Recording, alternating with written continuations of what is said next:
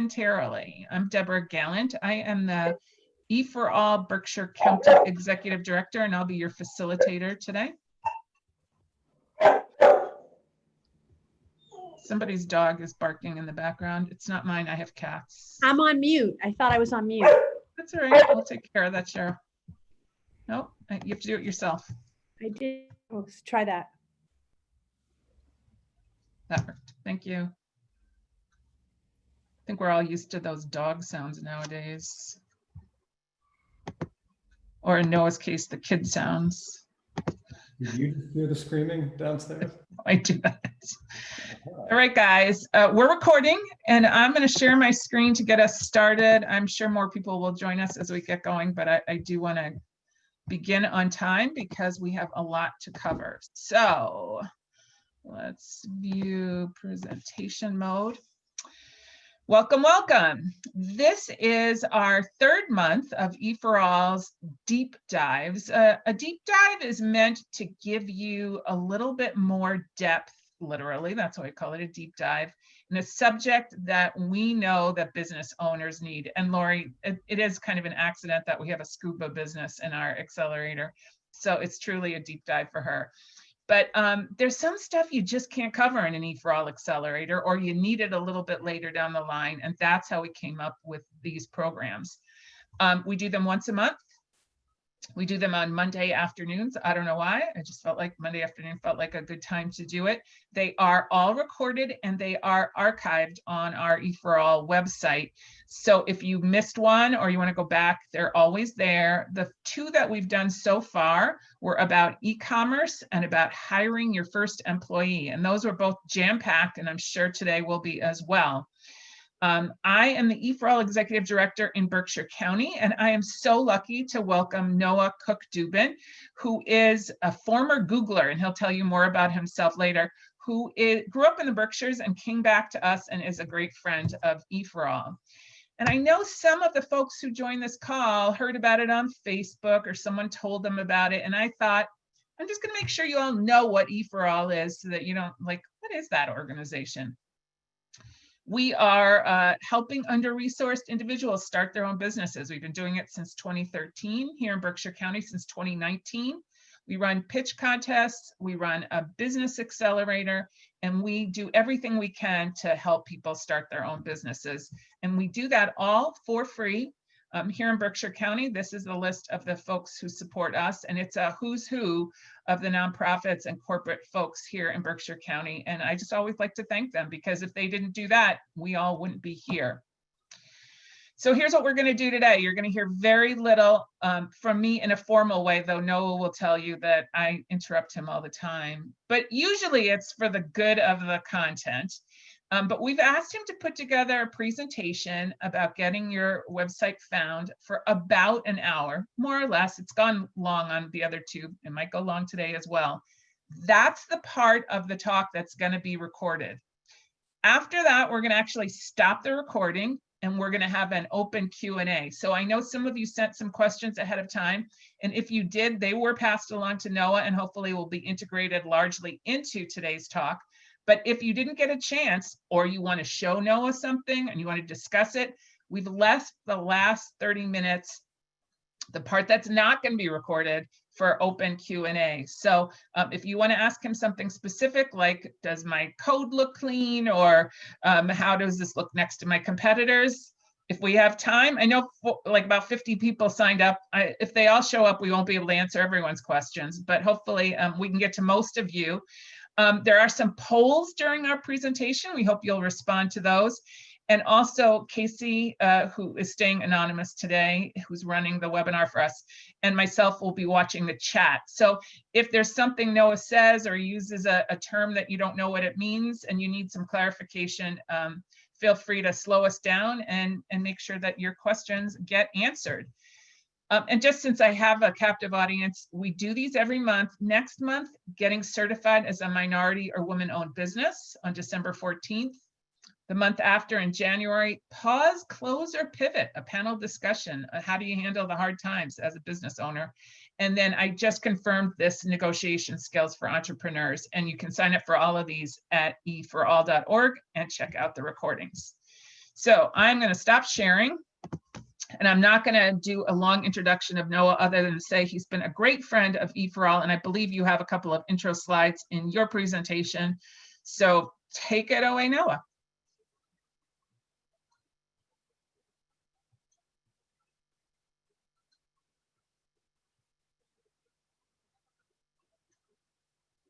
Can you make it bigger? Yep, I can make it bigger, and I can also unmute myself. It just takes a moment. Here we are. Hi, everyone. Thank you for having me. Thanks, Deborah, for the introduction. We've got a lot to cover today because, as it turns out, there's a lot of stuff that you can be doing for free to help get your business found online. So I'm going to try to give you guys kind of a broad overview so that we're checking off all of, a broad array of the avenues that I would consider. But in the second part of the presentation, I'm going to try to go a little bit deeper specifically on what you can do around getting your site found by search engines. Okay, so hi, I'm Noah Cook-Dubin. I grew up here in the Berkshires. I left for a long time, had the good fortune to work at Google during a big piece of that long time. First in the San Francisco Bay Area, and then for the last 8 years, or 8 of the last 10 years now, in Sao Paulo in Brazil. During that time at Google, I got to work in a whole bunch of different areas, from working with creative to help advertisers advertise better and make better advertisements, as well as with managing campaigns for big ads clients, and thinking through Google strategy about how to do production, things like that. So gave me a pretty good view of online advertising. And so when I left Google in 2019, I started Kanoa Strategic Marketing Consultancy together with my wife here in Pittsfield, and have been volunteering with E4All since then. I really love working with entrepreneurs, and so that's why I'm here today. All right, you want to let me advance now? So when we think about the subject of being found online, I want to kind of frame our conversation and what we're going to be discussing today with a couple kind of key things. The first and most important of them is empathy, right? When you're trying to be found online, it's not as instructive to think about everyone in the abstract, like, people need to find me online. I've got my site. I don't know why anyone's here. And to think more specifically about a person, that's really helpful to me. To think about one imaginary customer of yours, someone whose persona can represent your customers, right? That really helps me to imagine a real and detailed human journey through this world, right? I'm not just talking about the internet. I'm talking about through the world. Imagine a day in the life of this person, this customer, this theoretical customer of yours, right? You can give them a name. That helps, right? Imagine their day. Think about everything that they've got going on during the day, right? Think about how much of that day they're actually available to you online. How much of that day are they spending online? And when they are online, what are they doing there, right? Are they in a mode where they are actively searching for one piece of information, and any intrusion into that is going to be an intrusion, a distraction that they don't want? Are they kind of passively spending time, just killing time, right? What activities are they doing online? For what part of that time are they open to learning about something, to being entertained, to connecting, right? What moments are they actively seeking something? And what moments can you actually get in there? And what moments are they actively seeking what you have to offer, right? It's not all the time that someone is looking for your site, but there are specific moments when they're really looking for exactly what you've got, and you want to be there at that moment. The next thing to think about now is the customer journey, right? So we're thinking about a human first, but okay, now let's drive down a little more and think about them as a customer, right? A customer journey, the classic customer journey, has all these moments in it when you as a business can be in contact with the people that you want to turn into customers or want to turn into repeat customers, right? So there's a first moment of contact where that person becomes aware of you. Maybe they forget that your business exists. Maybe there are a few more additional contacts that reinforce that awareness. And they start to know, oh, that business exists and this is what they do. I know them for something.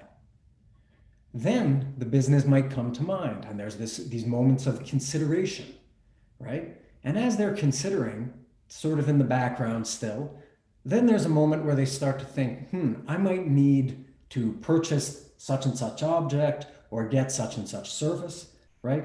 And then they're slowly building intent, right? So that's a different kind of moment for that consumer than the moment at which they're first becoming aware of you. And the way that you can appear to them and the reason that they might find you, the way you might want to communicate with them in all of these different moments, those are different, right? The way you're communicating with someone who's just finding you out of the blue, wasn't expecting to hear from you but did, that's one type of communication. Versus the way that you're going to appear to someone who has done a Google search for, sign maker near me. Sorry, if I know you, you will be picked on. If I see you in the strips here, you're going to get picked on. So by the time that person is making a search for sign maker near me, wow, if you look on the screen right now, you realize that that person is already halfway down that consumer journey. If you are first trying to be found by people when they are searching for exactly what you offer, you are halfway down the road already, right? You've already missed a whole series of opportunities in which you can appear to that person for free, right? So just getting found by the search engine is not the be all and end all of being found online for free. There's a lot of stuff that you can and should be doing before that, right? And after that moment of being found on a search engine and after the moment of a purchase, you want to be found by that person again and again. And that's not an automatic process. They don't just necessarily understand, I purchased once from so-and-so, I'll be back again, right? So there's a lot that can be done at all of these phases of the journey, right? And so here's the customer journey, just so you can remember its phases if you look over this later. In any given moment in that journey, whether it is a first moment where you're trying to say, hey, I'm over here, I exist, person who's never heard of me, here I am, or whether it is the moment where they need you and you're like, yes, I'm here and I'm available, right? It doesn't matter what moment it is. You should always be thinking about what is the intent and what can I offer that is relevant? What is my prospective customer's intent in a moment when they are scrolling through their feed on Instagram? What's that person's intent right there? Is their intent to purchase something from me? Is their intent to be entertained in some way? Is their intent to be inspired maybe in some way, right? Is their intent perhaps to learn? Yeah. Is their intent to learn about your product right at that moment? Maybe, but maybe not, right? So being very thoughtful about the mindset of the people that you seek to reach in each of the ways that we'll talk about is super important, because if you blow that, you're intrusive or you're not noticed, right? So always consider, what is the intention of the person in that moment and what do I have that is relevant that I can offer?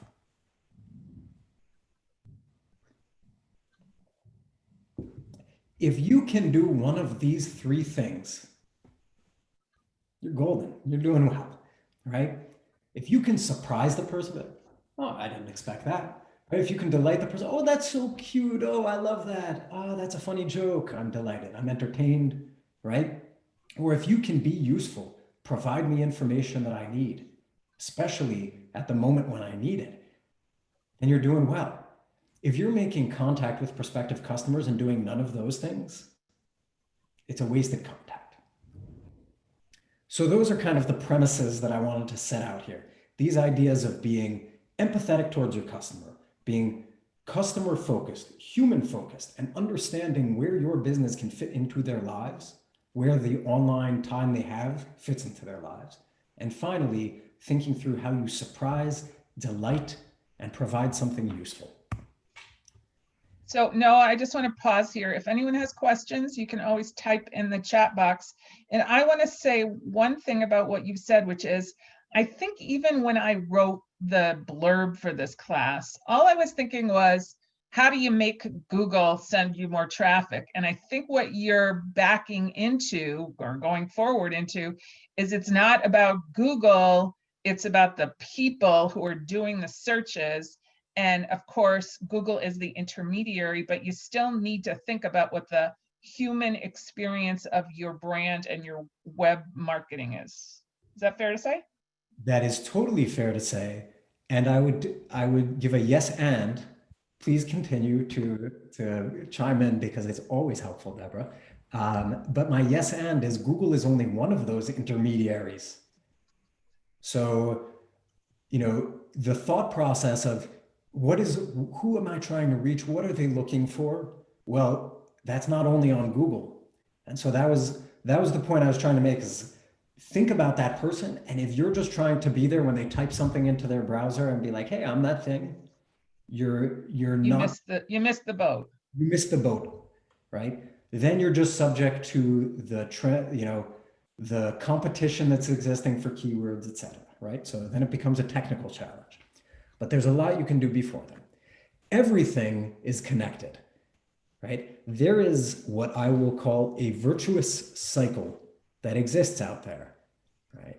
If you have mentions on other sites that link to you, that will help you come up better in Google search. If you are posting on social media and linking back to your site, that'll help you come up better in Google search. If people are searching you in Google search a lot, that'll help you come up better in Google search, right? If you make a content, some sort of a web series, or if you write some sort of content that really resonates with people and link back to your business, right? That will impact your social media following. If you are getting lots of likes and comments on your social media, that will also impact how many people are seeing you. My point here is this: as you throw fuel on the fire, it grows, right? So if you do a little bit, it's a good start. If you keep pulling that thread and do more, you're going to see that you're picking up more and more momentum in terms of getting more people to your site. Okay, I'm going to cover a few different areas here. It appears that there are 6 of them from the screen right now today. But what I want to be clear about is the following. It is better to do one of these things really well than to do all of them half-heartedly. So content marketing. Yes, I'm going to talk about content marketing because truly that is a way that you can, without spending money on advertising, you can get people to your site. But it takes a lot of time. It is not easy to do well. It requires you to be thoughtful. And if you just dip your toe in that pool, it's not going to do much to move the needle, probably. You would be better off focusing really deeply on one of these things than just a little bit on all of them. Some of them I will call out as things that you really cannot ignore no matter what, right? But think through which of these strategies you think is best to try. Start working hard on that. So let's begin with the most efficient and most direct of them. Email marketing. Email marketing is considered to be the most efficient form of digital marketing. Every now and again, just to feel depressed about ad campaigns that I help people with, I like to look at the ROI of email marketing. The ROI of email marketing, the return on investment in 2020, supposedly, is 42 to 1. For $1 that you spend on email marketing, and that money is, for example, on an email marketing service that has a subscription fee, for $1 spent, there is generally a $42 return. Of course, that's not necessarily your first dollar that gives you a return like that, right? You need to work at it. And is that true no matter where you got your list from? Nope. Your efficiency on any of these is going to be impacted, of course, by any number of factors, from the quality of your communication with people to the quality of the contact that you've made. When I say the quality of the contact, like the connection. So just like an old-fashioned phone line might, or a cell phone might have a crummy connection, right? Might have bad service. A crummy email list might have a lot of dead email addresses that are no longer working, that are getting bounced, right? So not all email marketing is built Not all email marketing is equal, right? You can have a list that really is getting you in touch with the right people, a list that has had all of the dead email addresses removed, right? Or you can have an email address that is just kind of an email list that is just shooting out into the abyss, and probably because you've gotten it someplace that doesn't make sense. An email list that your business itself has cultivated is going to be the most effective thing because you know that those people are really customers of yours. So capturing people's emails when you can is absolutely something you should be doing always. Someone expresses interest but doesn't buy, get their email address. Whenever you can get email addresses for your business, you should. But think about how you then use those. There are some businesses that I would like to hear from regularly. Some businesses really, they catch me with emails that I find to be almost annoying, but turn out to be quite effective. Backcountry.com, that's one for me. They send me a discount email. It's like 50% off on Patagonia. I'm like, oh, right. So it does work. There are businesses that can be in touch with people all the time with offers, and it works. But that might not be your business. And you need to be really thoughtful about analyzing that. Maybe people want to hear from you regularly, maybe not. Are you surprising people? Are you delighting them with the email you send? Are you providing some sort of utility to them with the email you send? Or are you just there being like, hey, I have things to sell and I hope you will buy them? No, I'm actually going to put in for your number 4 there. I don't think using an email marketing service is something you consider. I think it's a requirement, because the only way to stay legal and make sure that you're complying with laws like the canned spam rules is to use it. And also, it doesn't really become something that you can track unless you use one of these systems. So you can see who's unsubscribed, see who's forwarded, see who's opened, see who opens a repeat. It's really the only efficient way to manage it. And MailChimp is free up to a huge number. I don't love MailChimp as much as Constant Contact, but there's really no reason not to use one and every reason to do it. Thank you for that, Deborah. Fully agree. The point that Deborah noted about tracking is super important. If you don't know if people are opening your emails, or if you don't know which emails are being opened, if you have no idea which subjects are working to get interest from people, for example, then your email marketing is less likely to be successful. So using one of these services is really absolutely a best practice. Social media is the next one I pick.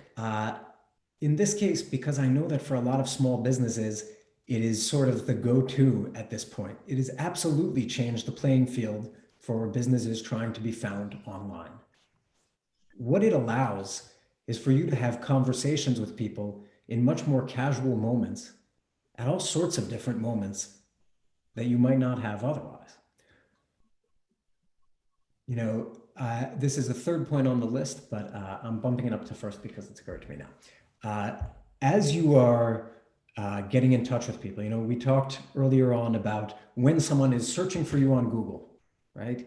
I am looking for whatever service or product near me, and there you are.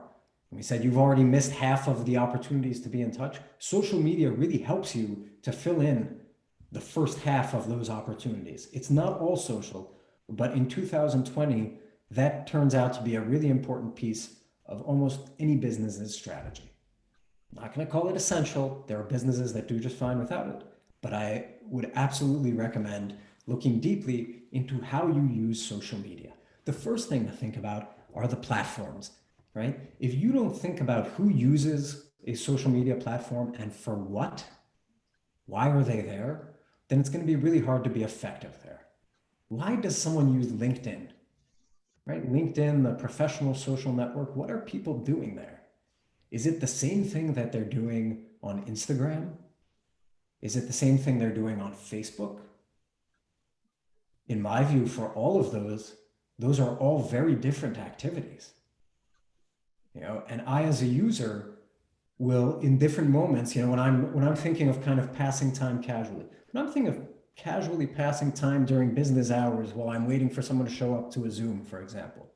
I'm probably looking at things on LinkedIn and wanting to connect with people who I feel will provide me with professional opportunities or be kept up to date on interesting things that relate to my work, right? That's a very different moment than when it's like 9 o'clock, I just put my kids to bed and I want to think about absolutely nothing, and I pick up the phone and I'm just scrolling through Instagram and wanting to see pretty pictures.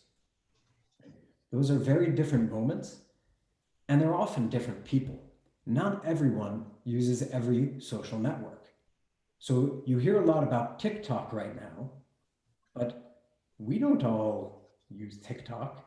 In fact, I should have put this as a poll, but you can all look around in the tiles and see who here by show of hands uses TikTok. I think a lot of people have their cameras off. Yeah. Casey, actually, because I made you the host, I can't send the polls off, but I know there's one poll about using social media. Do you want to see if you can locate it and send that off now?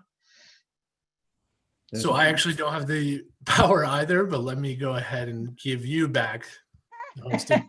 And let's see if that works. There we go. I got it now. Oh, Oh, I'm logged in from another device. Your polling session is inactive. Isn't that weird? uh-oh. All right, you don't get a poll. Sorry, Noah. The polls on the next page. We can do the polls. We can do it in chat. In chat.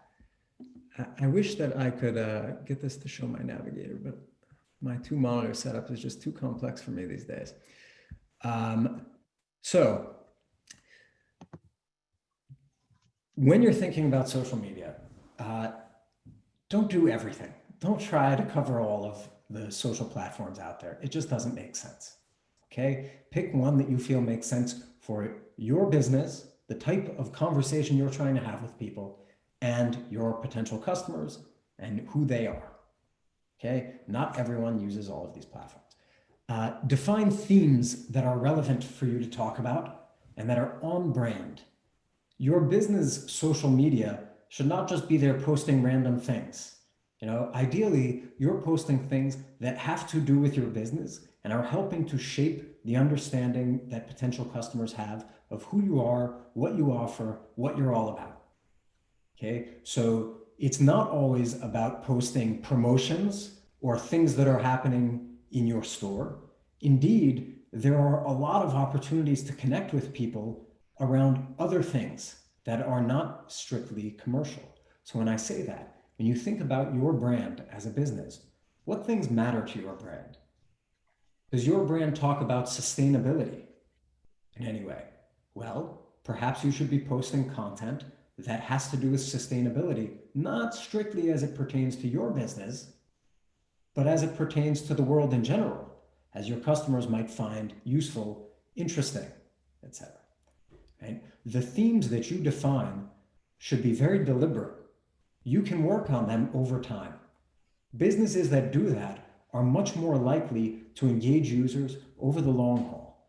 You cannot expect to go on Facebook, make a post once every month, and get hundreds of likes and reshares.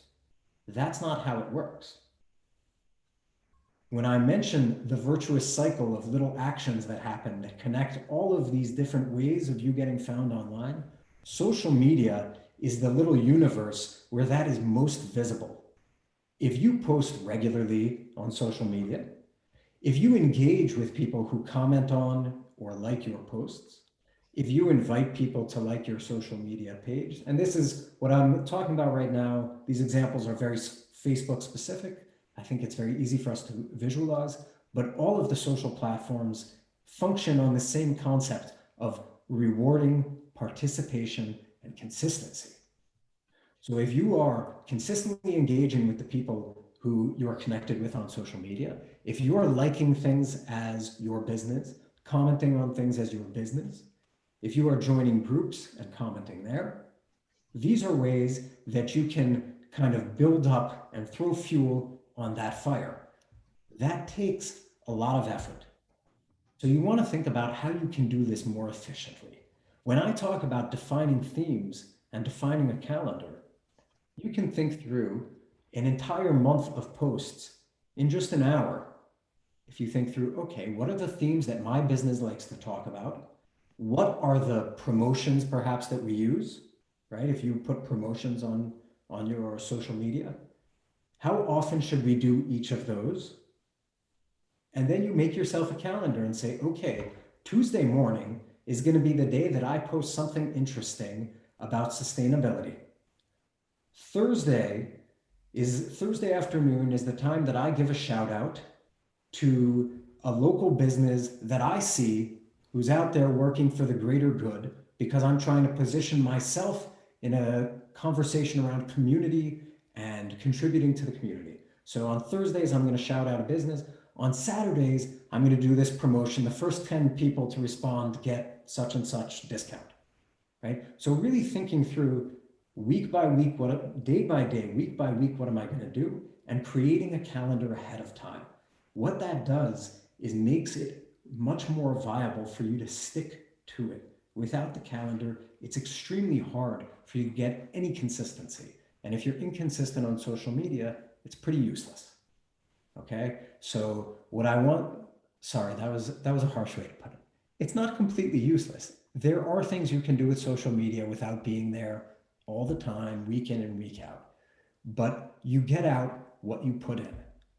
So if you never like posts by other pages, if you never comment on anyone else's post as your business, you're actually limiting your ability to get in touch with the people who follow you.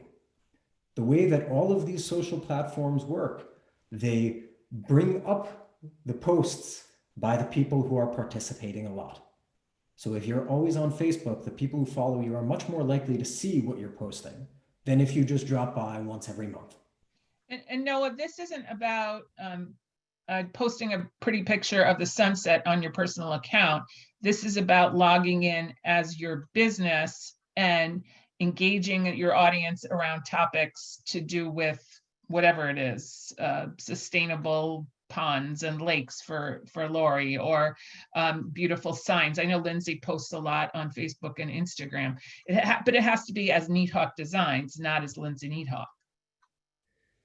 Right. You want to build up the profile of your business.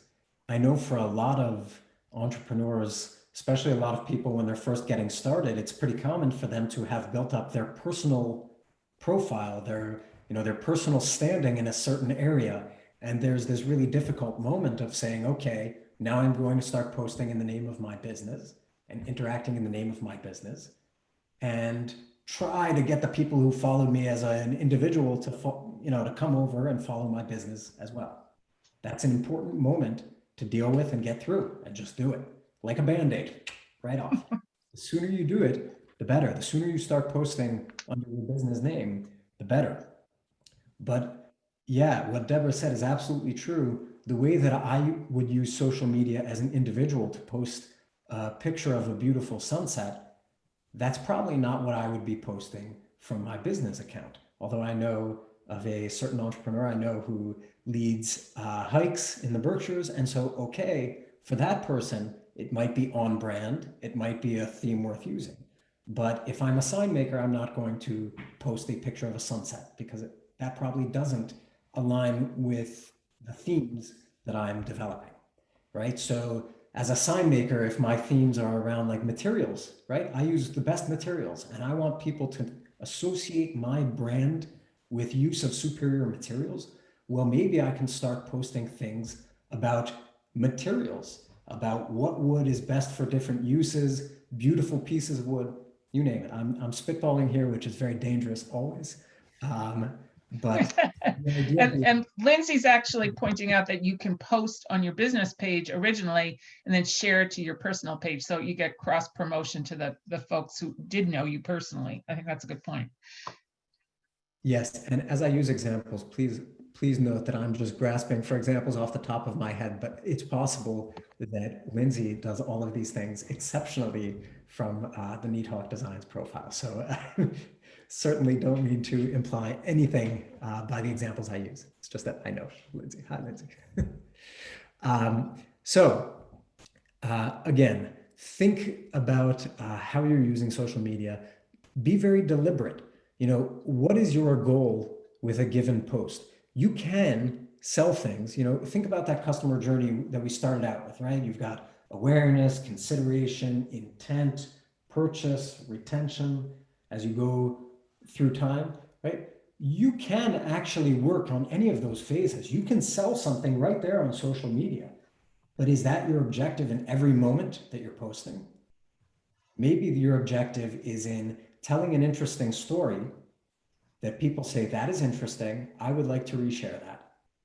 What interesting story do you have to tell? Right? This is how you can most effectively use social media, is by sharing things that other people just are interested in learning about. As you do that, you're going to be able to get more of a following, draw people closer to your business, and then offer them what you have to offer as a business.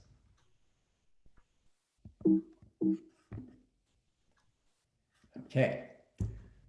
Here's the poll. I'm not sure if it's going to pop up in the Zoom or not, or we do it in the chat. No, we're still blocked out of our polls. So if you could just post and type in the chat what social platforms you're using, and you don't have to use the ABC, just type in the name of it. And you may use ones that we don't have here. Like, I don't know, are there people Twittering and TikToking? We'd love to know. All right, we get Facebook, Instagram, we get all of the above. Are you seeing these, Noah, or while you present, you can't see them? Actually, I can't see the chat for. Okay. Right. Facebook mainly because I can share links, Instagram, occasionally Twitter, Facebook, Instagram, Twitter. A lot more Twitter than you think. LinkedIn and Nextdoor. All of the above. Facebook and Instagram only. All right, I got a good measure of some different ones there. All right. Hopefully the chat is not now in the middle of the screen share, but it might be. Nope. Great. Link in the bio on Instagram. The link in bio. Yes. So a lot of people use a link in their Instagram bio where they will create a link to their. Let's kick that question to the end because I can get the right terminology for you if I have 1 minute. Someone asked about linking their bio on Instagram to their site. Who asked the question? This is from Cheryl. All right, Cheryl, we'll make sure you get to ask in the end part. Okay, so let me take a note right here. Okay. And how do I get a sale is Cheryl from Wicked Awesome Brownie. Thanks, By the way, Cheryl, I should have put Zoom conversations as another way to get free traffic to your site. Because I bet at least 3 people from this Zoom go there later. That sounds great. So thank you for your question. In terms of selling, how do you get a sale on Instagram? The social platforms have different ways of integrating sales. Instagram and Facebook have the same backend system. You need to have a Facebook business account first, but you can indeed sell directly in Instagram and directly in Facebook. Okay, you need to first have a business profile on Facebook, link it to your Instagram, and then you are able to set up a shop. Okay, so both have that capacity without having to pay for the actual ads. It is possible to create a shop right there. Now, a lot of people will prefer to send people to their site off of the Facebook or Instagram platform to actually complete a sale. There are, you can look at this in different ways. Every time you ask a user to click, you're likely to lose half of the people who might have done that, right? So having a sale, being able to make a sale right there on Instagram and right there on Facebook is really attractive for a lot of people. So you can look at their marketplace offerings. Both of them have that. And of course, if you're trying to do this organically, remember, without spending money, when I say organic, it's not paid. You're going to have to work at building up your following on the platform. And so what I talked about in the previous slide about consistency, about participation, and about clearly thinking about what themes you want to be working and how you can be surprising, delighting, entertaining, and giving utility to people. That is all very important to think about, because the moment, before the moment that you're trying to put up your, okay, here's my offer, now let's buy. And when I say important, I mean this on the relationship level, the emotional human connection level. But again, I mean this on the technological level, the way that social platforms work.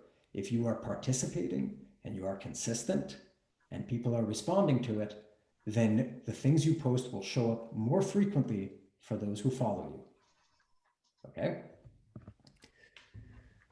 Content marketing. A lot of people will put content and social as kind of two sides of the same coin. I think that's fair. The point I'm trying to make here is that content marketing does not only get pushed out to people via social media, okay? Think about content as anything that it can be video, it can be written, it can be a blog post, it can be longer form written content, it can be photos. These can all be content. What I want you to think about when you think about content marketing, though, is this idea of informing, being useful, entertaining your audience, and not just saying, here's what my business offers, this is about my business. Just showing your business is not content marketing. Content marketing is about creating things that people want to read, want to watch, want to see, that your customers want to read, watch, and see, and associating those with your business, using those as kind of the worm on the end of your hook, okay? So it's a lot easier to get someone to pay attention to you when you're talking about a subject that they're passionate about, as opposed to talking about your products. And content marketing is all about that. It's building up that relationship by talking about things that people are passionate about. How you get that out to users is where things get interesting, right? So on social media, well, I think we can all imagine how you might push out content to people who follow you on Facebook. You've written something, you've made a video, you post it, and there, it reaches your target audience. But there are other ways that your content can be found. Your content can be found via searches, right? If you are writing content about a subject that is really important to people, I need to get the chat off of my screen because it distracts me. If you are posting content about a subject that is really important to people, it's a lot easier for you to get in touch with them, right? Fawn mentioned that she uses her podcast, Our Friendly World with Fawn and Matt, for content marketing. Podcasts are a great form of content marketing and one that is growing really rapidly. People listen to more podcasts than ever before, and it's a fantastic way to really bring people into the world that you want your business to be playing in, right? That you want your business to be seen in, without having to just talk about the sale all the time. So if your content is all about you, your business, your products, and your services, it is probably not very effective for content marketing. But if it's interesting, if it's shareable, if it's entertaining, now we're on the right track. People will not come just because you've done it, just because you've written it and put it on your site. So you need to have a plan that helps your content to be seen, whether it's via social, via SEO, which is search engine optimization, or via PR. When I talk about via SEO, we'll talk about this in more detail after this, SEO. But what I'm talking about here is trying to gain a better understanding of what people are actually searching for, using the tools, the sites out there that help you to research what terms people are looking for, and creating content for that. People may not be searching for exactly what you offer, but they may be searching for things that are very relevant to what you offer, adjacent to what you offer, and things that you can authentically talk about and bring value to them in talking about. This last point is really important. As I talked about with social media, making a calendar in advance and seeing a month or a few months of posts, that's a great way to gain efficiency and make yourself actually do it. With content marketing, this is even more true. If you think about any type of content marketing, whether it is writing, whether it is video, whether it is photographs, it is really hard for you to stop in the middle of all of the other processes that you as a business owner have to deal with every day to create that, especially if you're trying to create something that is interesting, creative, right? When I say create this content, I'm not just saying take a picture of your product. Again, this is a creative process and you're trying to entertain people on some level or inform them. The best way that I find to separate these things is to separate these things out, right? To do my creative work in a larger block and have it done so that I can then use it over the course of some months. If you're going to be making video, shoot a whole bunch of video over one day.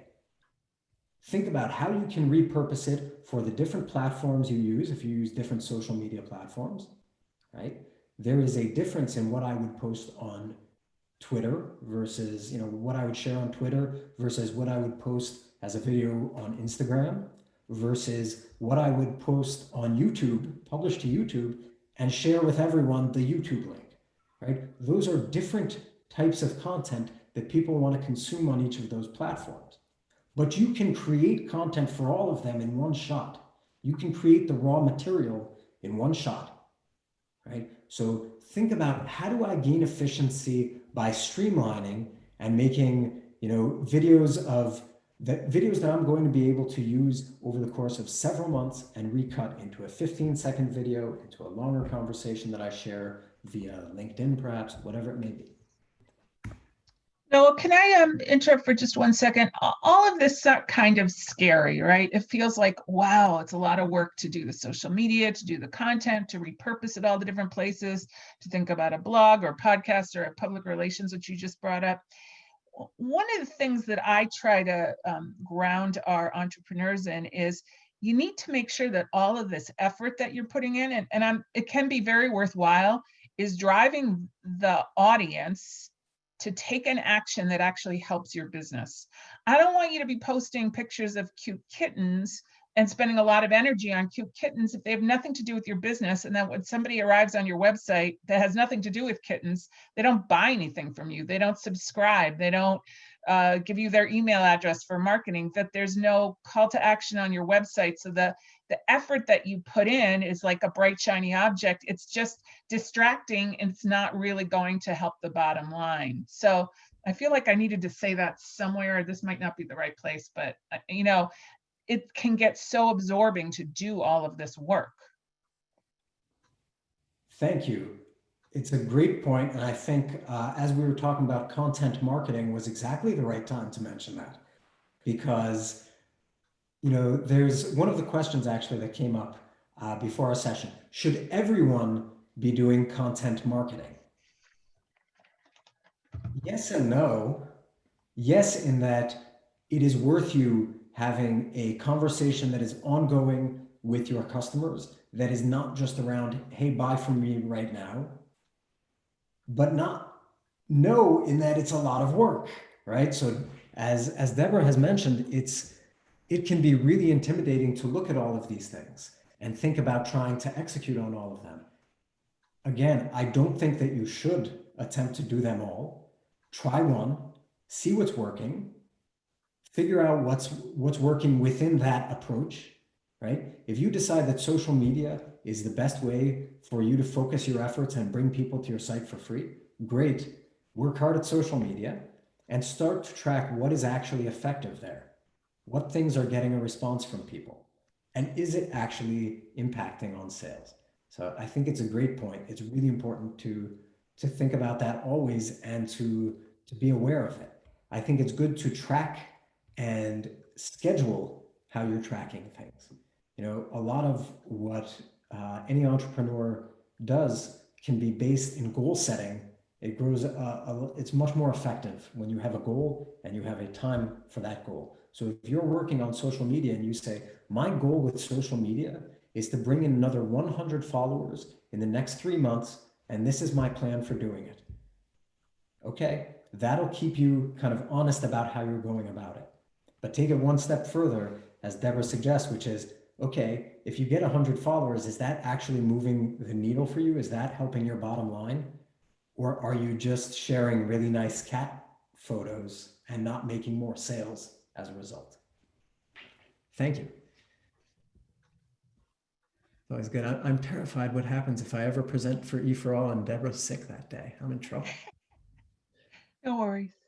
I'm going to skip the PR slide because I think that this is, I'll touch it very quickly, which is the following. The same thought process that we've had up till now about thinking about the other people involved in this equation, not just about your business, but the human beings who you have to bring your business to, who you're trying to present your business to. The same thing goes for PR, public relations. It is possible to get stories in like printed or published about you online or talked about on the radio. That is absolutely a possibility, especially in a place like the Berkshires where people are eager to help one another and there is a sense of community. I know of one entrepreneur that I've worked with through E4All who had, an unexpected, somewhat unexpected, I think, splash in the press that resulted in an instant uptick in business. This is absolutely something worth considering, but the key is thinking, what does the journalist or the outlet that I'm trying to get my thing into, my press release into, what do they want to write about? And do I have something interesting to share, right? So local man launches business and sells things is not a compelling headline for any outlet, right? But local man launches New England's first, or local couple launches New England's first fully sustainable sign making business. That could be really interesting for an outlet that talks about sustainability. So when you think about PR, it's an exercise in thinking about what is interesting for an outlet that I would like to be published in. I'm not going to dive deep because PR is not my area. And I can only take you about 3 steps down this road, okay? But I will say that, again, do it with a strategy, do it with clarity on your goals for it, and don't just spray and see what sticks. Be intentional. Small businesses can create moments for PR, but they are more likely to succeed when they're riding on the zeitgeist of the times. That's redundant, I know, the zeitgeist. Look no further than the PR benefit that Zobjects, a local business, has noticed over the past 8 months during the COVID pandemic. Zobjects makes cleaning supplies and other products that are sold to gyms among other types of businesses, many other types of businesses now during COVID. And the fact that they were making things that have to do with cleaning and sanitation and distributing those to places like gyms, which have been in the news lately, meant that the name was on the tip of everybody's tongue, right? So that was good fortune for them.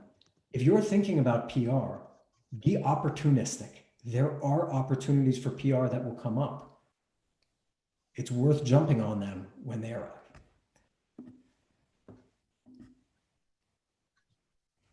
Here's my next poll or speak up moment. Does anyone have an experience with PR that is a positive experience that gave them a little bit of a boost? Anyone? I have one. Through E4All, Kristen Marshall. I'm from the Cape E4All cohort, or one of the earlier cohorts.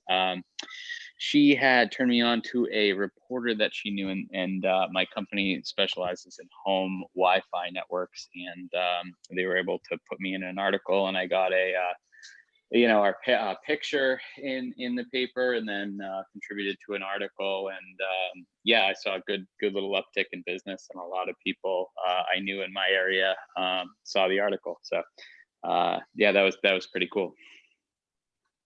That's great. And what was the investment of time on your part? A reporter came to the house for I had one phone call that was probably 15 minutes, and then a reporter came to the house for another 15, 20 minutes and took some pictures. So it was about a half an hour of my time, and definitely very good return on that amount of time. Absolutely. Yeah, that's an excellent example of the opportunistic catching the zeitgeist kind of PR. It is possible to proactively create these moments. Businesses create and send out press releases all the time. You should not feel intimidated about that. There are different platforms that can be used to publish, to put press releases out in the world and get them found. I am going out on a limb, and what I would say is, if I were trying to build my business with PR, I would reach out to outlets that I feel that I have a chance of getting noticed by, as opposed to just putting it out on a platform like PR Newswire or PR.com. I would send my release to the Berkshire Eagle. I would get in touch directly with the outlets where I think it is most promising. Right? There's a lot of chatter around the PR thing, but I know you haven't even gotten to SEO, and I do want to leave time for questions. So I'm going to move along. I will say that we had a really great public relations session with the E4All cohort with Lindsay Schmidt of One Berkshire. And I'm sure she would be able to help any of the local folks here. And you can check with your own site for their public relations expert. So on to review sites. Review sites are going to take us right into SEO also, because they absolutely have a huge effect on SEO. When I talk about review sites, I'm talking about, anything from TripAdvisor to HomeAdvisor to WeddingWire to Google itself. Google has reviews, as I'm sure you know, to Yelp, to any other number of the review sites that are out there. These are super important. People read and write reviews every day, winning and losing you business. Definitely winning and losing you business. Do not underestimate this. If you think of yourself as a user, I'm sure all of us are user. Terrible tech industry jargon. As a human being who uses the internet, I am sure that all of us can remember a moment at which we decided to make or not make a purchase because of the reviews of a product or service. I was about to sign to have a guy redo my roof and backed out because of what one reviewer had written about him. And because he had not responded to that review, lost my business. True story. There are tons of different review sites out there. Some will be more relevant than others.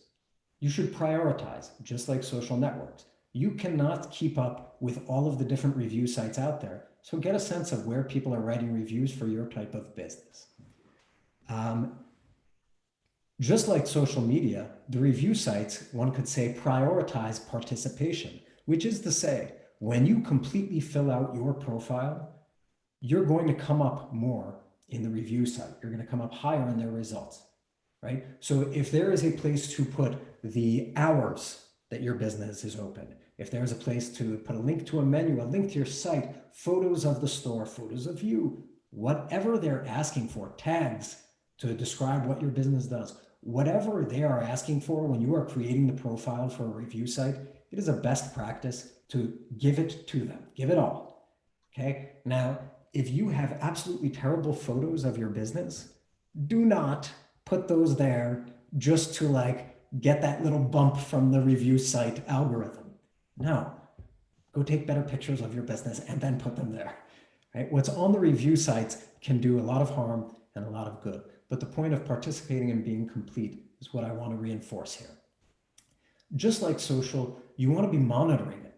If someone writes a bad review of your business, you can make that into a huge positive moment for yourself just by responding to their review and taking action and asking them to post a follow-up that says that, oh, you took care of the issue, right? Whatever is happening on a review site, you've got a huge opportunity to show what you're all about, to show that your business is for real. So even a bad review is not necessarily a bad thing, right?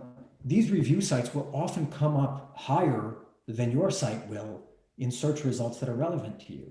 So if someone searches restaurants near me, I can guarantee you that a review site is going to come up higher than your actual business website. The thing that's going to come up highest of all in that specific case is Google My Business, which we will talk about. okay? And that is connected to reviews as well. These review sites have an unexpected impact on SEO, search engine optimization, the ability of your website to appear high up in the search results. The impact that they have is the following. They are considered to be very authoritative sites, very legitimate sites. A big site like Yelp is considered to be a very legitimate site by Google's search algorithm, the way that Google ranks the pages. If you have a review site with lots of reviews and links back to your site from there, that will help you to show up higher in search results. So it is worth being on review sites, right? Noah, I know one of the big problems that many small businesses share with me is the fear that if they don't do a paid advertising placement with Yelp or TripAdvisor or something, that they're not going to actually show up in the results. And I've heard people say they felt like they wasted it, but they were afraid not to. It was like what is that, liar's poker? It's like, they're afraid to be the first one not to do it. Do you have any knowledge or experience in that space? I have plenty of anecdotal experience, let's say, not of my own, but to say the following. I know that the sales teams from some of these sites are very aggressive. I know Groupon used to very aggressively sell. I think Yelp pretty aggressively sells. Well, Groupon isn't really a review site, but they are among the groups of aggressive salesmen who will say you need to buy ads to show up better. I have heard anecdotally people complain about all platforms, social platforms, review sites, and say, man, it just seems like at first I started off posting and people were finding me organically, or at first when I was on the review site, people were finding me organically. And over time, I felt like I had to pay to continue to get the same level of exposure. This is a complaint about every platform ever. And all of them deny it vehemently. But yeah, I have heard that is something that a lot of people are up against. What I would say is that you need to be thoughtful about how much of a difference you think that review site is going to potentially make for you. See how far down in the results you are on that review site. Be thoughtful also about the different ways in which people use review sites. So when I say that, some review sites you'll go to actually search and see what they return to you. Some review sites you'll go just to verify a specific vendor, right? So if you're concerned more about the verification use of a review site, you don't need the advertising. But if truly you're hoping to be found in searches on review sites, it is worth considering. That is as far as I can take on that. Okay. Has anyone who was on the call experienced this pressure from the review sites, and how did that work out for you? I mean, we have, a universe of 20 people on here. Anybody have anything to share about this paid versus not paid? Lindsay? People saying they hang up on those salespeople. Good for you, Lindsay. No? Okay. Keep going. Oh, this second to last, actually the second and third to last points I wanted to cover. Ask your customers for reviews. This is a good way to get more reviews onto a review site. You can incentivize it. I would be very careful about how you incentivize it within the ecosystem of the review site, because they have policies that will be like, you can't give a discount in exchange for a review, for example. But what I would say is encourage your customers, especially those who love you, to write reviews and try to sort of direct them to one platform that is most important to you for those reviews. For people in certain industries, the niche review sites will be especially helpful. So like Rate My Agent or Find Law, if you're in one of those industries. So I think we should keep going. Let's keep going. Search engine optimization. There are lots of things you can do to make your site easier for the search engines like Google to find it. These are called search engine optimization, or SEO. What's a search engine? Well, these are all search engines. Firefox, Yahoo, Bing, etc. They are, in their simplest form, a tool to help you find things on the internet. You write in what you're looking for, and they're out there crawling around looking for the information, finding it in the stacks and stacks of books or websites, if you will. The one that we're probably most used to is Google. Google's mission is very telling for how we think about search, especially how we think about being found organically. So this is important. Their mission is to organize the world's information and make it universally accessible and useful. Universally accessible and useful. And they are obsessed with doing this as quickly as possible. Their goal is for users to do a search and find what they need immediately. They don't want you on google.com for more than a half a second. They want you off there. They want you to search and boom, found it on there, right? So the way Google search works, you can understand best from that. They're trying to understand what is a user's intent, what is someone who's searching, the customer's intent, and what's going to be relevant for that, right? So if you want to be found, you got to be relevant. This is the overall principle here. So how does Google search work? Google's bots are constantly crawling around the internet, reading pages from all the different sites out there. They take note of everything they find and they put it in the Google index or library. Okay? What they're finding does not just include what's written, the words on your site, but it also considers things like your site health. Is your site working? The freshness of the content. Is this new content? Has it just been updated? Right? All these signals are taken into account by Google's search engine when it decides what page it's going to show for a search. Right? And then it ranks pages. It ranks the pages. This happens largely in real time, and it's different for each user.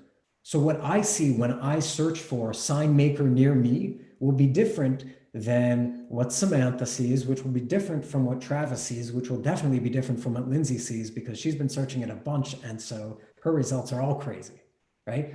The search results that you see are unique to you as a user.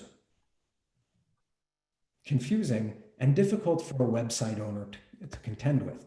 What you need to do is figure out why people go to your site and make it as relevant as you can for that, right?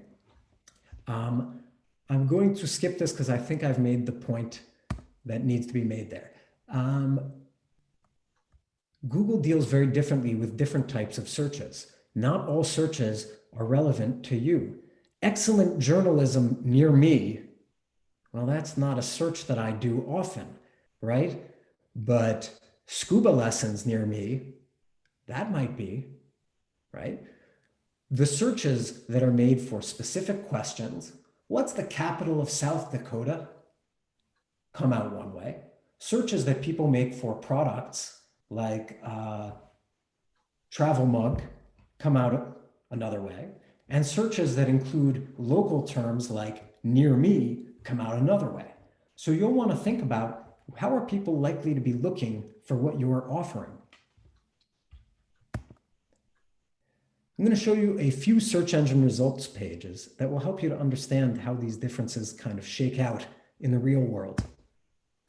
When you try this at home, if you want to try this for your business, which you absolutely should do, to do relevant searches and see if you're coming up, often there are unpleasant surprises for all of us. We find them all the time. When you test these searches, I suggest you use an incognito browser window so that it's not considering your history. Okay? Try both on your mobile phone and on desktop because the results are different. And then if it's relevant, try adding those kind of contextualizing words like near me and see how that affects the results you see. Here's a search for kitchen store Berkshires. Berkshires already puts it near me. So as a result, at the top, what I see is Google My Business listings. These are free listings. You'll see a listing for 3 different stores up there at the pink part where there's the map at the top inside the pink box. Okay, those searches are complete. Those businesses are showing up there completely for free. Why? Because they filled out and updated their Google My Business profile. if there's one thing you take away, if you are a local business, you want to get people to come in, the one thing to take away from today, Google My Business. Create your profile, fill it out. It'll make you easier to find. Put in the hours that you're open, encourage people to write reviews of you there, etc. Why are these 3 results the first 3 that come up in the Google My Business listings? Because they are a combination of near where I was when I made the search. They have a lot of people who have reviewed them, and they have pretty high ranking, pretty high rating by the people who have reviewed them. And it's relevant to what I searched, and they have filled out their Google My Business profile in a way that is complete enough that Google understands, aha, this is relevant to what that guy just searched, right? Below there are some search results pages for free, no ads here. So kitchen stores in the Berkshires are super lucky right now. Now let's see what happens when I search kids' birthday party ideas, right? I search kids' birthday party ideas and suddenly I see a much busier page. At the top, I see here Google shopping ads for product. Those are paid ads. I see another Google ad type that's below there, also in red. I see one organic search results, but it's from goodhousekeeping.com, which my business is probably not able to compete with because that's a very big site. Then I see some image search results, luck of the draw on that one, right? And the Google My Business listings all the way at the bottom, okay? So just trying to get you acquainted with the different things that will show up on a search results page right now. Somebody's asking about if you're working from, I mean, you have a virtual business. What do you put for hours? I have an essentially virtual business. I base it at my home address. I do not publish the address, but I do base it at my home address. And I put business hours like that. I work usually from. But if you have an e-commerce store, it's open 24/7. And here's the other thing, some people don't want to publish their home address, right?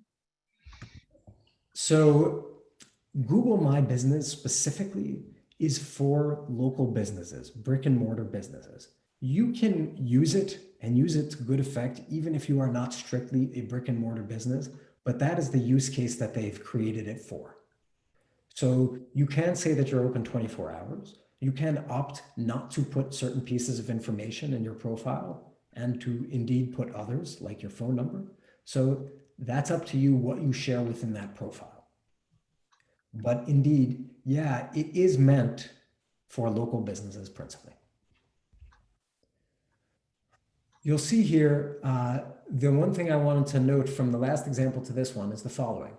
Here's kids' birthday party ideas. Here's kids' birthday party ideas near me. Suddenly, the local results, the Google My Business listings have jumped up. So even if you are not a brick and mortar business, it may be in your interest to figure out if you can list yourself in Google My Business, if you can claim your business there. So how can you make your site easier for Google to find and more relevant so that it comes up higher in search results? Consider once again the intent and relevance question. What are users searching for and what is relevant to them? If I, as a user, am searching for kids' birthday party ideas, you may be a baker who sells cakes. Your site is probably not super relevant for me in that moment, right? You may want me to know about you, but my intention as a user is not to find a bakery in the moment that I'm searching for kids' birthday party ideas. So be realistic about how people search, what they're looking for, and what you can offer them. There are 2 different streams of thinking here in SEO, one which is called content SEO and one which is called technical SEO. Content SEO is all about what is actually the content on your site. What is written there? What videos are there? What photos are there? Do those match the things that your customers are searching for, which you want to appear for? Right? If your customers search, you know, I'm not going to give you an off the top of my head example. It's going to go badly right now. I'm going to keep moving. So consider your customer persona and consider the journeys. Consider the different moments in that journey. What am I, you know, the awareness moment of the customer journey? Are you likely to reach me in that moment via Google search? No, probably in the social moment. In the social environment, you're more likely to reach me during the awareness phase. Google search, when people search for your product or service, they're usually pretty far along their journey, right? And they tend to give signals of that by what they're searching. So understand that and make sure that your site is relevant to that. What are the actual keywords that they search? Do they search sign maker near me? Do they search signs? Do they search signs of different materials? Do they search restaurants near me? Do they search Italian restaurant near me? Do they search Italian takeout? Do they search restaurants open for takeout right now? Think very critically about those exact terms that they are searching and make your site content relevant for that. What is the real intent of that moment? Okay. In the past, when people have heard about SEO, what they've thought is, how do I stuff my site all full of the keywords that people search? That's not the best approach to take to making your site findable. Make your site make sense, make it sensible, right? Logical, make it make sense to natural language, and make it relevant, right? Always aim for that, intent and relevance. Now, when you look a little deeper in the content SEO world, you'll find that there are tools that can help you to understand what people are searching and allow you to tailor your site content as a result. So some of these are, for example, Uber Suggest. This is a site where you can see the volume of searches for given words. You can get competitive information on what your competitors are showing up for, what searches they're showing up for.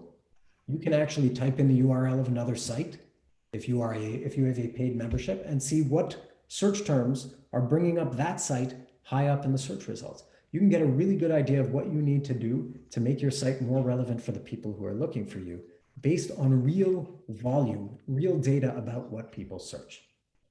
Okay, so there are tools out there that help you to do keyword research. All of them have a free version that can help. If you spend 15 minutes messing with it, you will find something that is actionable. When it comes to the SEO piece here, it is worth spending a few hours and just brushing up, cleaning up a little bit what's going on your site. Dipping a toe into this pool is worthwhile. You do not need to become a super technical person to make an impact on getting found online. Okay. And just a reminder, you're all going to get this deck, so all these links will be in there, and you'll be able to look them up and do the follow-up later. Sorry, Lindsay. How do I get found on Bing is one that I cannot get into it at all. I don't know. All right, we have a couple of questions hanging out there, but I want you to feel like you got through the whole thing before we go to them. Yeah, this is, just so you guys see an example, this is Uber Suggest, just so you understand the type of data that's here. I've done a very generic search for eye cream. This can help you get some kind of directional information. If I sell eye cream, what sorts of things are people searching that are relevant to me? What's the volume for the phrase eye cream versus best eye cream versus eye cream La Mer, whatever they may be, right? This really helps you to think, can I tweak the content of my site just a little, not to fill it with spam, with bad keywords, just throwing keywords in there, but to make it more relevant to what people are truly looking for. It could be that people are looking for something very similar to what you were saying and just not finding you because you're saying it a little differently than they do. Technical SEO is the other piece of this. This is speaking the language that the Google bot can understand.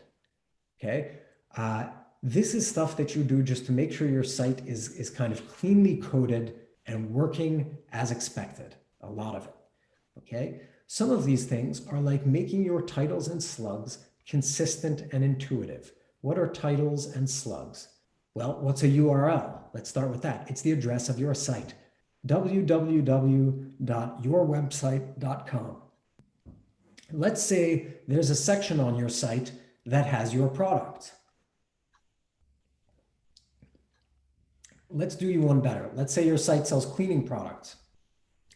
www.yoursite.com/cleaning product. That is an intuitive title for that page of your site. If it's the about page, www.yoursite.com/about, right? The title should be intuitive and related to what is on the page. That way, the Google bot isn't getting confused and saying, wait a second, the content that I see on this page looks like cleaning products, but up in the address bar, it says www.yoursite.com/the story of our business. I'm confused. What's this page about? That little bit of confusion, will the bot figure it out? Sure, but it'll say that your page is less relevant, and so boop, boop, boop, boop, boop, you just moved down in the search results because the title of that page was different than the content that was on it. It didn't match. So little things like that will make a difference in helping you to be found. It is relevant to link pages on your site. It's worthwhile to link pages on your site when it's relevant. So if you have a home page, link that to the other pages on your site. If you have lots of pages, lots of content, there needs to be a really clear organizational structure. Okay? If it's disorganized, Google understands it to be disorganized. And you know what? They ding your site because of that. They understand that your disorganization makes your site harder for people to use and therefore less likely to deliver to the end user, the people out there, what they actually need. Okay? So anything that's broken on your site, oh my God, make sure you fix it right away. That really does bad things for your site being found by Google. Try to get your site content, the really important stuff, up above the fold. Above the fold is when you're scrolling down a site. It is what is before you have to scroll, right? You load the site, what is right there? Is it what that page is about? Is it what you want Google to understand that page to be about? Right? That's ideal. It's not 100% necessary. It's not always possible, but it's a good practice. The images and videos that you have on your site, the names of those should be descriptive.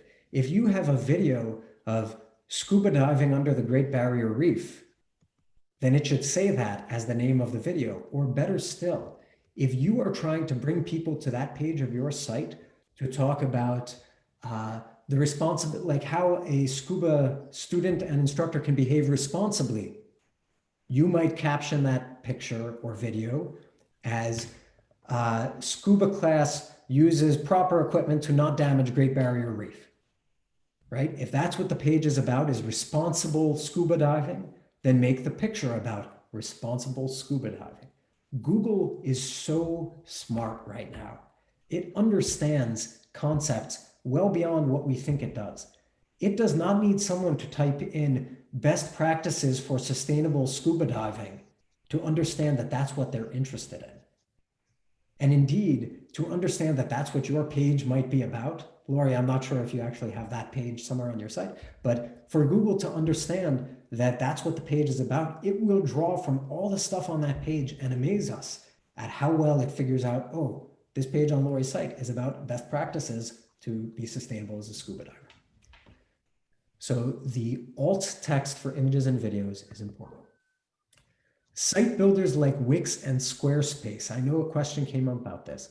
They will handle a lot of this automatically. They'll make sure that your site is secure. It uses SSL. This is a signal that's important to Google. SSL means your site is secure and legit. If it's not secure, Google says, minus 2 points in your ranking. Okay. The headings, like the titles of pages, those are automatically generated by those site builders, but they can get messed up as you're editing pages of your site. So it's still worth checking. Suffice it to say that these website builders, these site builders will do a lot of this for you, but it is worth checking. All of them have a section in the settings of your site that talks about SEO or optimizing your site for search engines. Click into there. Most of them have recommendations and a step-by-step for you of things you can do. Super useful. I can also tell you anecdotally, some site builders are said to be better than others at getting found by Google. So some people believe that Squarespace is not as good as WordPress or better than Wix, whatever it may be. That does exist. Things you should do right now. Go claim your business on Google My Business. Fill out the profile. Fill out as much as you can. Next thing to do, get set up with Google Search Console. Submit a sitemap. A sitemap is something that helps Google to crawl your site. Your site builder, your Wix, Squarespace, or WordPress automatically generates that. There is a way that you can upload it very easily to the Google Search Console. Why do you want to do this? That just makes it a little bit easier for Google to crawl your site. And anytime that you update your site, you definitely want to submit your new sitemap to Google Search Console. It is a way of letting Google know, hey, this site has new content. Can you send your bot over here sooner and crawl it again? Do you know if Shopify integrates with the Google Search Console? If Shopify, you'll need to be a little more specific for me. You know, Shopify, the Yes. website builder, Integrates in what way? can you use Google Search Console for a Shopify site? Oh yeah, to submit a sitemap? Mhm. Yes. Okay. Sorry. What's great about Google Search Console, as well as the next thing I'm going to suggest you use, and again, you'll have these slides available. What's great about it is that it helps you to understand what your site is appearing for and what searches it's not. It's like a doctor for your site. It's good to get a checkup, right? And this is just showing you for later how to submit your sitemap. And here's the sort of stuff that you're going to be able to see, right? How many people are going, how many impressions, and what searches down below, queries, are driving visits to your site. Someone searched for this, and that's how they got to your site. That's helpful. Google Analytics can provide you that and so much more. It sounds intimidating. It's not that intimidating, okay? It is very user-friendly. You don't need to know how to code anything. They'll give you step-by-step instructions to add the little Google Analytics code into your site. Your site builder will have a really easy place that you just paste that code. The code is just a string of letters and numbers like what's on the screen. That you'll paste that in and automatically Google Analytics will start tracking what's happening with your site. This will allow you to see even better how people are getting to your site, what searches are bringing them. Are they coming off of Facebook? Are they coming from Instagram? Are they navigating directly? What searches are bringing them, etc. And this again shows you how to do that. It's very simple. And then you will see all this sort of great information. It's very helpful. Noah, will you come back and do another Google Search Console and Google Analytics deep dive for us, maybe in a couple of months? I'll give you a break. Talk to me in a couple months. Because I know that those are super important, and I've been doing this internet thing for almost 20 years, and I can tell you that what a Google Search Console used to look like and what it looks like now are pretty different, and knowing where to bother to look and how to sort the data would be really helpful. We can discuss that. Sorry, guys. Yeah, how far I take everyone into that, because it gets very technical very quickly. But actually, that's not true. That's unfair. At a basic usability level, yes, I can do that. I can help people. All right, we'll get you in when you've forgotten this. It's Fine, like I have no excuse, Deborah. I have no excuse. Yes, I can help. All right. Do we have time to take a few questions? I don't want to, I know that Cheryl and Fawn, Fawn, if you're still with us, why don't you unmute? I don't know if you had to run. There you go. I'm gonna need 30 seconds. Be right back. Okay, He needs 30 seconds and then you're on. Sorry. thank you. This was jam-packed.